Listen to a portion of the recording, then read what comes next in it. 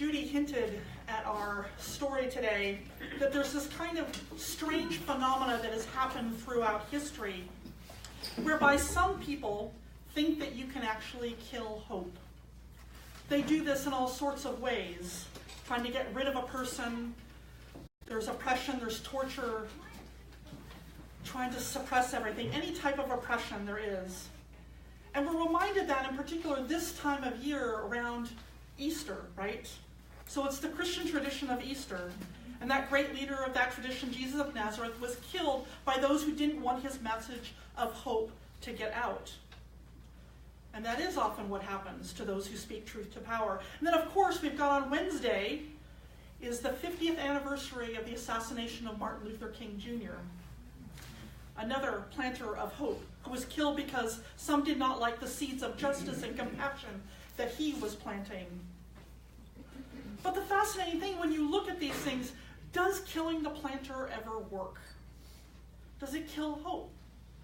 It doesn't seem to. And why not? Why doesn't that work?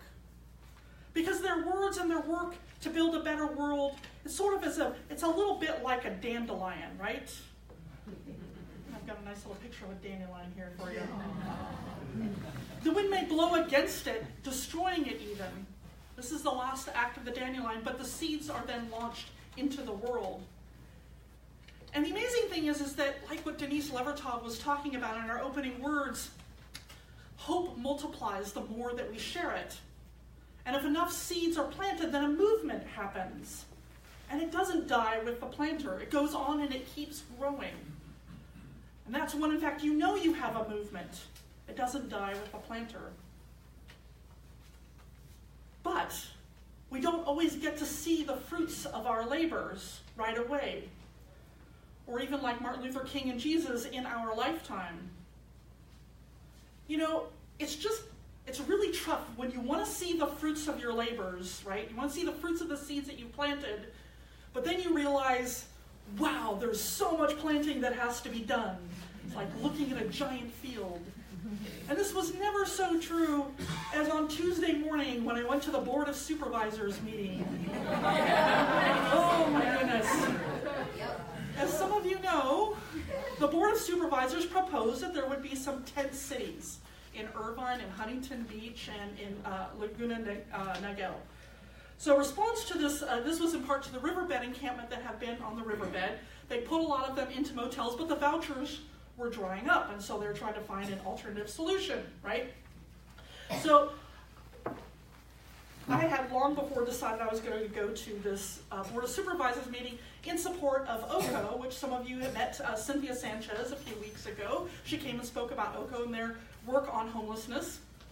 And Cynthia asked me to come and say a prayer to the group beforehand. I thought I'd say a few words, plant a few seeds in the middle, talking to the supervisors. I would be one of those people who get up and say, okay, supervisors, here's what we need to do. Should have been a clue when I got there and there's no parking anywhere. When I finally get there, it's a little bit before the meeting. It's about 9:10, 9:15, and there are hundreds of people outside, right? And they're all shouting and carrying signs saying, no tent city. And there's all these fear and words of anger, protect our children, that kind of thing. Matter of fact, I couldn't even get into the meeting itself. The line to get into the Board of Supervisors meeting was winding around the building, and it was moving at a snail's pace. So I'm like looking around. First of all, it was hard for me to find Cynthia in this little sea of sort of reasonableness in this sea of just incredible anger going on. And I finally found her, and she said, we're going to stay out here and just do what we can. I said, you know what, I'm going to join you out here and just see what we can do against this sea that seems out there. And you think, oh my gosh, this is the seeds that we have to sow. There's so much going on here. So it was very interesting to sort of say, my thing is I'm not all that for tent city myself, but I'm for permanent housing. That seems to be the way to go. So I'm out there going, permanent housing for the homeless, and that immediately gets a reaction from people. So it was kind of very interesting. And here's the interesting that I found is that there's sort of three types of protesters. And this goes for either side. I want to point this out here. So the types of protesters, the first one that came up to me was the angry opposer, right? And this was a woman who basically tried to get up right into my face, basically, and wanted to, and she literally was like this. She wanted to engage me. And she's yelling and confrontational, and, we need to get them out of Tent City, get them out of Irvine, all that sort of thing. And they have all these preconceived ideas, all homeless or drug addicts, mentally ill, lazy, and all this sort of thing. And they don't want to work. And I'm like, I'm trying to, remain calm. Well, actually, about 50% of them are working, as a matter of fact, and, only about 30% of them have drug and alcohol problems, So I'm trying to engage this as best that I can, but they sort of just refuse to listen. You're wrong, that's not true. Give them an inch, they'll take a mile. All we do is give. These are the responses that I was getting. So the second person that I encountered was the impassioned converter. This is the person who brings their own experience, and they have the answer to the problem. And they're going to tell you what that is. People just need to believe in themselves. That's what she was saying.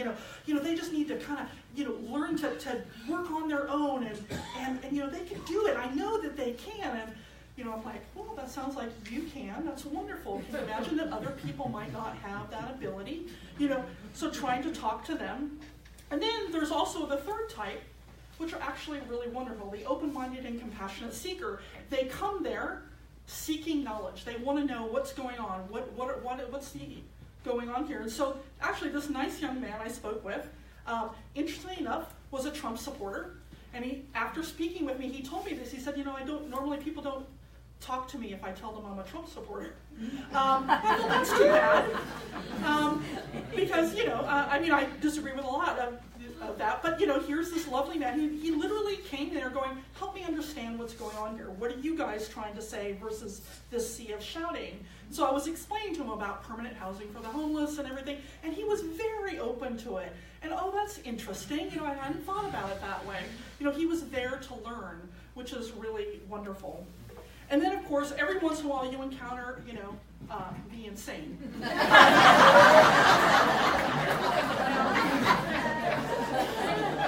For those of you who do have mental illness, I am sorry I couldn't think of another name, but these are people who are not reasonable, and the mentally ill are obviously many of them very, very reasonable. This person, Cynthia Sanchez, came up to me and she said, this woman came up to me and she said, the homeless have different souls than us, don't you?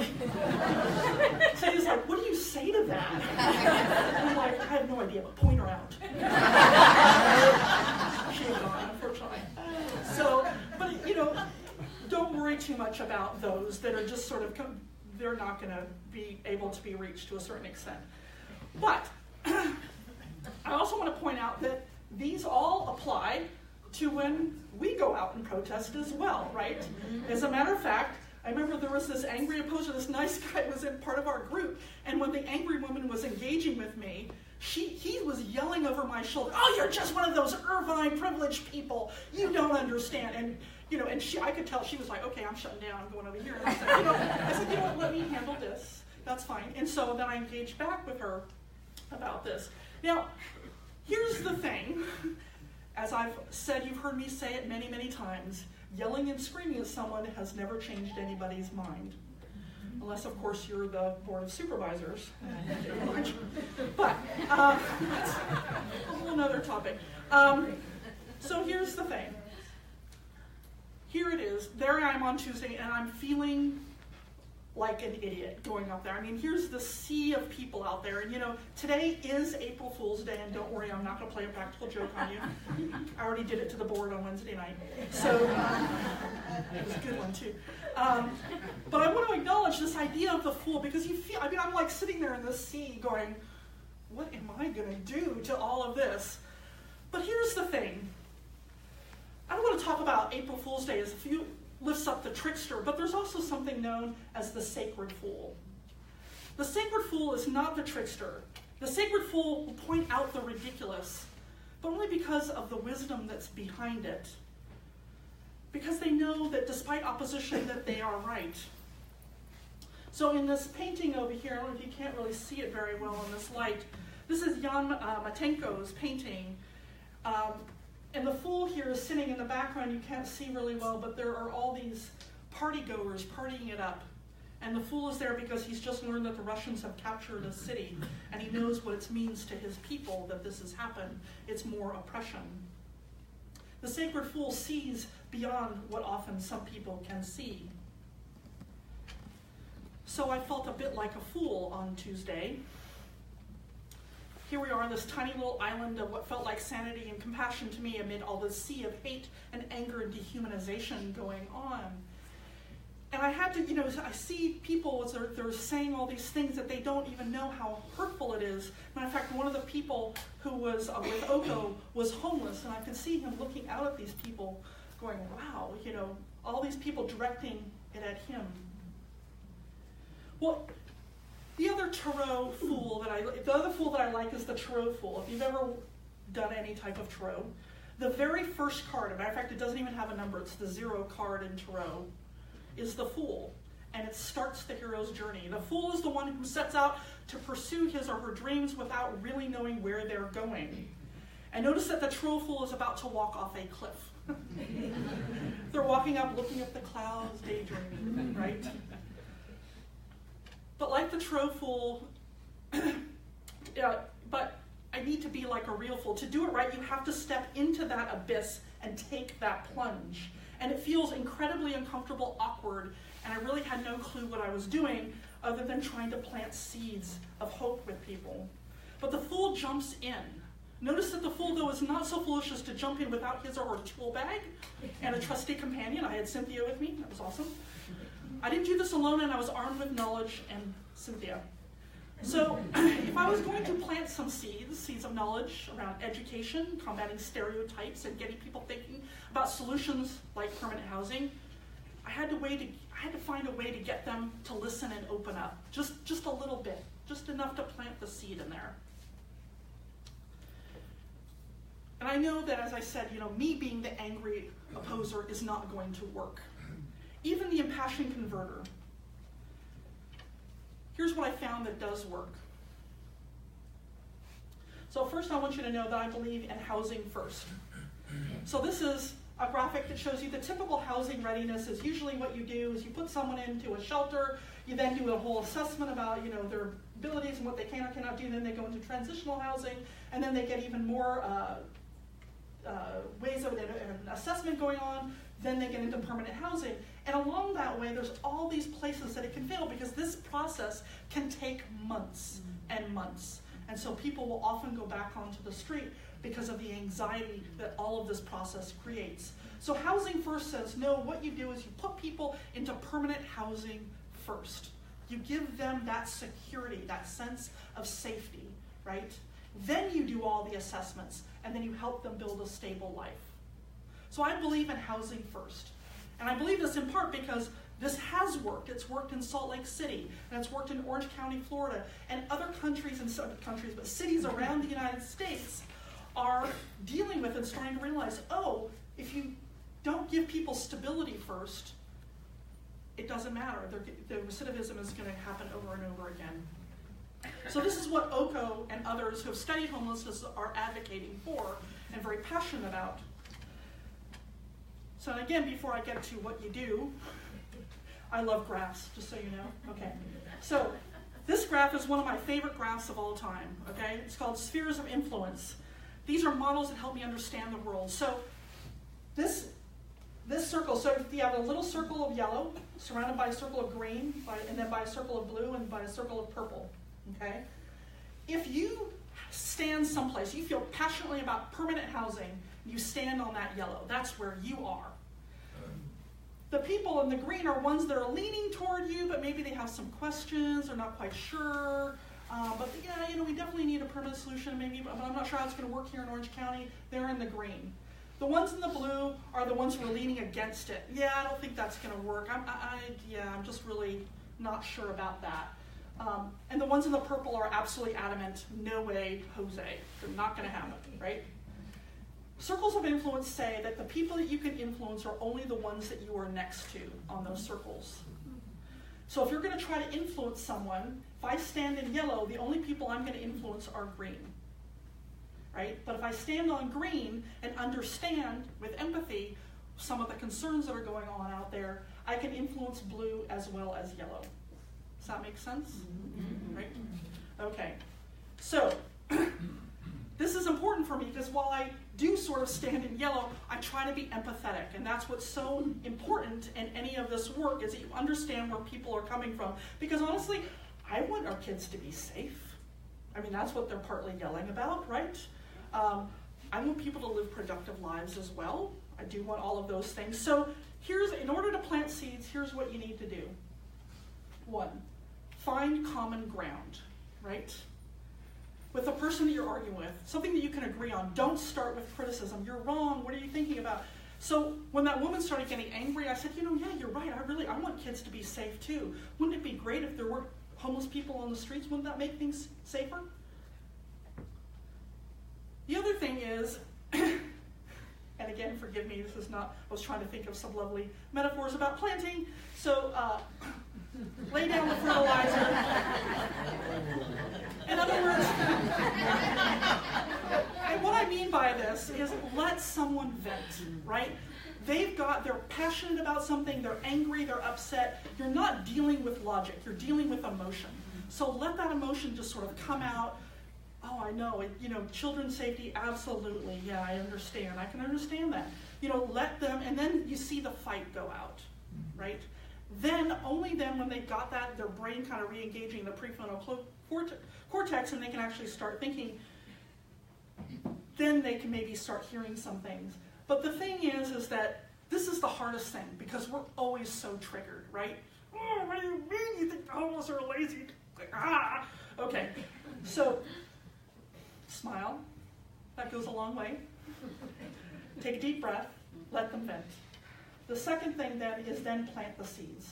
Once they've done with the venting, start asking questions, maybe some things they haven't heard about. What do you think we should do about the homeless? Well, they shouldn't be here. Well, again, what do you think? They're going to be here, so what do you think we should do? So you might, how might the homeless get jobs or whatever it is that they usually think needs to happen? They just need to work. That was what the woman kept saying. They just need to work. Okay, well, how would you help them get jobs? Start getting them to thinking creative and using that prefrontal cortex. And usually they have no idea. So then you can offer, well, what about this? What about getting them permanent housing? That sort of thing. And then the last thing is, of course, we need sunshine. And to me, that means being in compassionate community, in a justice-seeking community, because all of this needs to happen to rain down, to help these seeds grow. We need more than just one another. We need the collective goodwill and ideas and problem-solving hard work of people like Oko, people here in this congregation. It's very powerful. We all need that son's love. So, of course, the idea is don't become the angry oppositioner, as I said, like that one gentleman, like not helping. And the other thing is, one of the things to also realize is that, the next day, Wednesday night, so that was Tuesday night, Wednesday night, right, there was also the Costa Mesa, had the whole thing on Fairview Development Center. And literally the next morning on Thursday, I ran into 2 neighbors who were completely freaked out about this, right? And they're all dog walkers, so I walk my dogs, they walk theirs, right? So they know me, though. We've chatted before on various, how's the weather, that kind of thing. So I was able to talk to them and get them completely calmed down about the whole thing. And I realized that, having relationships really helps. If you want to plant seeds, start with your neighbors. Start with the people around you, your coworkers.